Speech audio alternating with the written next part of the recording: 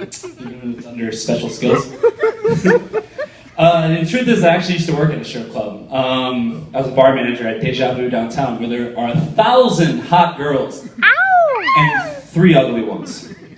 Or it might be the other way around. Yeah, you know what? I've actually worked in a lot of restaurants, and nothing could possibly prepare me for that shit. For example, my first night that I'm closing out waitresses as a bar manager would do, and I'm sitting there and I'm doing my thing, you know, signing all their sheets and stuff like that, and I look over and I see at the stage that the whole security staff is just lined up in the front row. And there's this dancer, and she's like dancing on stage. I'm like, oh, okay, I guess we're still open. And I'm watching her. This girl, I mean, was magnificent. She did one move where she did almost like a flip and then landed on the ground and picked up $1 with her butt cheek, which is pretty cool. But then all of a sudden, just when I thought the show was over, she decides she's gonna get on the pole. She climbs the pole, and I'm watching her. I'm like, oh wow, she's gonna go up. What's she gonna do now?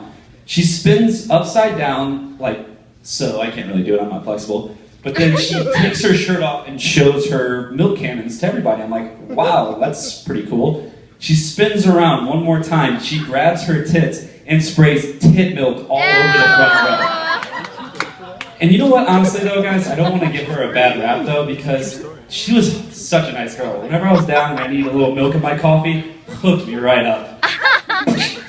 Thanks, Bubbles. I really need a new job, though. I work at this fucking bar in Malibu. Show of hands, has anybody ever worked in a restaurant? Come on. We are all actors out here, don't lie. But yeah, this is just awful. It's seriously the worst job ever. Like, if there is a hell, I'm gonna be serving foreigners in fucking hell for the rest of my life. Like, no joke, seriously. Like, I think I'd have better luck at seeing Forrest Gump when it's spelling bee. Mr. Gump, the word is cat. Cat? Can I have the origin, please? No, it's cat, you fucking idiot. But no, so anyways, back to my story about Malibu. So I worked there, and every day I just have this gut feeling that I just want to, like, literally burn the place to the ground. Like, seriously. I know it's a little extreme, but here, I'll let you guys be the judge. So the other day, I'm working, and I'm behind the bar, and I'm bartending. Ticket comes up, and you guys know when a ticket comes up, you gotta make a drink. It was a margarita with salt. I make the margarita, I put it down. Now, I'm man enough to admit that I made a mistake. I forgot to put salt on the rim. So this girl, who's a waitress there, comes over, and she looks at me, and you know, I'm not gonna say her name because that's just rude, and I don't know if she's ever gonna see the show or whatever, but so Devin looks at the drink, and she's like, excuse me? There's supposed to be salt on this rim. I'm like, oh my god, oh, I'm so sorry, I must have not just read the ticket right. Well, let me grab it. Maybe it takes me 30 seconds. 30 seconds to put this drink back with salt on the rim. I put it down and I just look up. You know when you can feel people looking at you? And she's got this like ridiculous scowl on her face, and she's like, you know what? You would never make it in a fast-paced bar. Okay. All right. Yeah. No. She's like, no. You would never make it in a fast-paced bar. I'm like, well, you're not making it in this one right now, so can you please grab a drink? And she's like, she like walks away. And it should have ended there. No. Devin decided that she was going to make my life miserable that day. She literally comes back into the bar and looks at me and she goes, look, hey, I wasn't trying to start shit, okay? I was just saying, like, you're not a fast bartender. And I'm like, God, jeez. I'm trying so hard not to start shit with this girl. And I'm like, okay, sweetie, that's fine. That's great. Oh, wonderful. You know, have a great day or whatever. And she's like, look, all I'm saying is, where I learned how to bartend, I read the ticket. Man. You ever think something in your head and you just immediately say it? This is one of those instances. So when she's like, okay, well, where I learned how to bartend, I read the ticket. And I'm like, oh yeah, well, where was that? Hooters? Oh boy. Yeah, baby. That was not a good idea. This girl went from annoying waitress to full-on possessed dictator. Oh my god, you asshole! How dare you say that? Oh my god, I love the Heil! Oh shit. Girl went to Hitler. Oh man. I honestly think though, like, I'm really just one of those people that's just a shit magnet. Like, you know, like just a crazy shit just happens to me. Yeah. Maybe it might be just LA. I don't know. Like, you guys live here, so you probably know. But my first day here, I was witness to an assault, almost robbery. I was driving down 7th and I had 7th and Alameda or somewhere like that, and I pull up right behind this car behind me, and I'm watching as this homeless black guy walks across the sidewalk, turns, looks at the car, and he just looks at it for a second. He's like, motherfucker, and just comes over and just starts punching the fucking windshield of this car for no reason at all. And I'm like, oh my god, like, I'm not prepared for this. I'm like grabbing my phone, like trying to figure out what to do. Guy gets out of his car and opens the door, and he's like trying to challenge the homeless guy, because that's a great idea. Homeless guy pulls out a knife, the guy freaks out.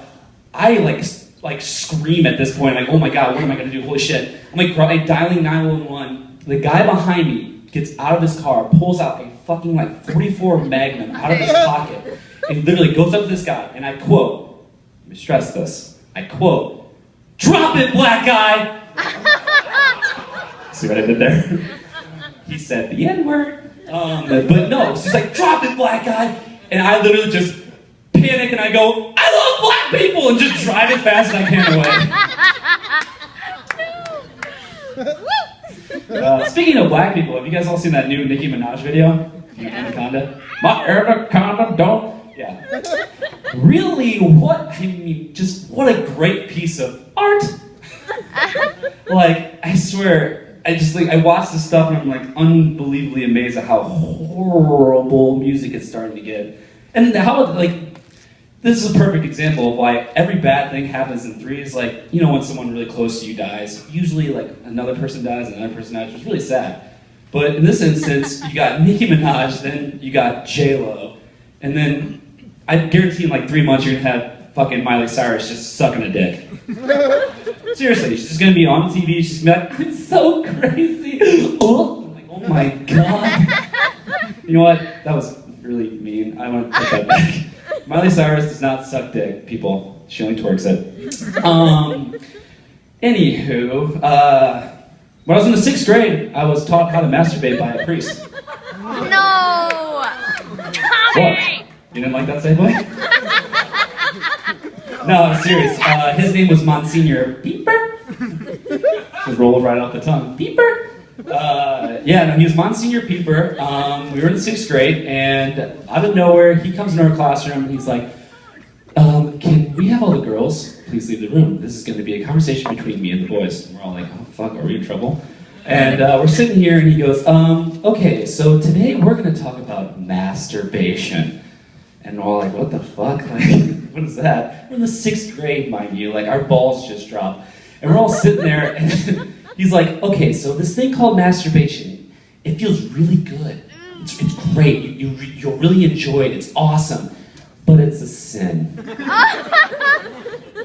I'm not gonna lie to you guys. I was a devout Catholic when I walked into that day. I was a pure sinner afterwards. Masturbating my head off, coming in the next day like, "Dude, did you do it? Did you do it? High five!" Oh man, I can't believe I just told you guys that story. I'm actually a little hungover today. Anybody else here hungover?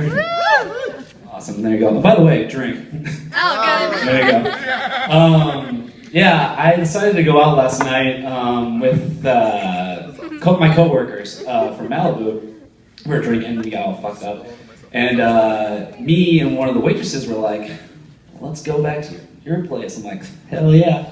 I know, don't shit where you eat. And you know what, honestly what I have to say to that is, no, fuck it. But anyways, so we go back to my place and we get there and I walk in the door and my roommate's there with a dude. And I'm like, "Oh shit, I've never seen my friend have anybody over, my roommate have anybody over." I'm like, "That's kind of cool." Anyway, so I'm like, "All right, you know what, say hi, blah, blah, blah," talk to the guy, and I'm like, "All right, yeah, nice to meet you." We go into my room, and me and this waitress friend of mine, we hook up. And, it's like 5 in the morning, and I'm like, "Oh, fuck, I gotta go to bed." And the girl's like, "Well, hey, do you mind just getting me, like, a glass of water?" I'm like, "Yeah, sure." So I walk out of my room, and I go into the living room, and my roommate is on all fours getting railed by this dude. full on just prison railed. And I'm like, oh my God, sorry. Holy shit. I'm like grabbing the water as fast as I can, dropping it, breaking glass, trying to sweep it up, like, oh my God, trying not to make eye contact. Literally finally grab the water, walk into my room, put it on the table, and I'm just like, oh my God, what just happened? And the girl looks at me, she's got this like scowl on her face, and she's like, where were you? I'm like, you don't want to know. And she's like, you would never make it in a fast-paced relationship. Thank you so much, guys. You guys have been awesome. Thank you so much.